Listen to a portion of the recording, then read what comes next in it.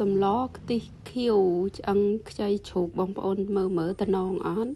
ចាបន្ទាប់ពីត្រូវភ្លៀងមួយមេមកបងប្អូនអើយនៅតំណាំក្រោយផ្ទះល្អមែនតែននេះខ្ញុំក៏បេះត្រប់ញងនេះយកមកឆ្នៃធ្វើសំឡខ្ទិះខៀវហើយកូនម៉ែវខ្ញុំក៏ជួយមកបេះផងដែរបងប្អូនមើលគួរឲ្យស្រឡាញ់អត់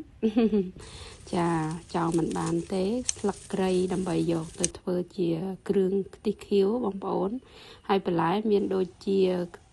ត្រប់ក្រហមត្រប់ញងហើយនឹងស្លឹកគ្រៃស្លឹកក្រូចរំដេងចាហើយនេះក៏សាំងហើយនឹងខ្ទិះដូងគ្រឿងទាំងអស់នេះខ្ញុំបានកិនតែម្ដងអត់បានបុកទេថ្ងៃនេះចាឥឡូវចាប់ផ្ដើមចម្អិនដាក់ខ្ទិះដូងចូលហើយដាក់គ្រឿងដែលយើងបានកិនមុនហ្នឹងចូលតែម្ដងកូរឲ្យឡើងឈ្ងុយហើយយើងដាក់ឆ្អឹងជំនីខ្ចីរបស់យើងចូលចាហើយមានផ្សំគ្រឿងមានដូចជាទឹកប្រេងខ្យងម្សៅស៊ុបមាន់អំបិលទឹកត្រីនេះខ្ញុំប្រើ2ស្លាបព្រាបាយកូរគ្រឿងចូលគ្នាឲ្យសព្វសិនទៅចាបន្ទាប់មកនេះខ្ញុំបានដាក់កសាំងចូល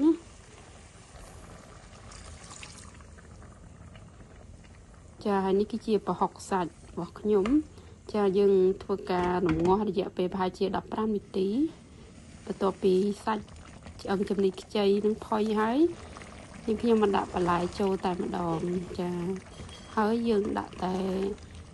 មកពុះទេបងប្អូនលើកតែម្ដងហើយយើងខ្ញុំដាក់ខ្ទិះដូងចូលដាំខ្ទិះដូងតែមកពុះលើកតែម្ដង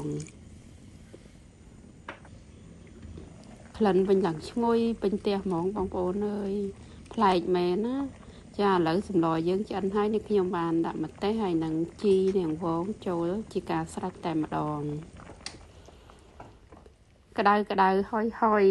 ក្លិនឡើងឈ្ងុយពេញផ្ទះតែម្ដងបងប្អូនអាចធ្វើសម្លមុខនេះញ៉ាំបានជាជូរជ្រះមាត់ឆ្ងាញ់ណាបងប្អូនឥឡូវឆ្អិនហើយ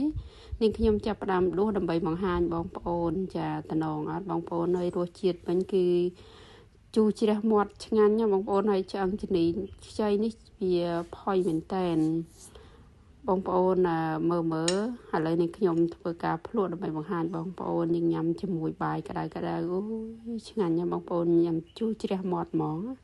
អរគុណច្រើនបងប្អូនដែលបានចំណាយពេលទស្សនាវីដេអូរបស់ខ្ញុំតាំងពីដើមរហូតដល់ចប់បើសិនជាបងប្អូនចង់ឲ្យខ្ញុំចម្អិនម្ហូបអ្វីក្រោយទៀតសូមខមមិននៅខាងក្រោមវីដេអូ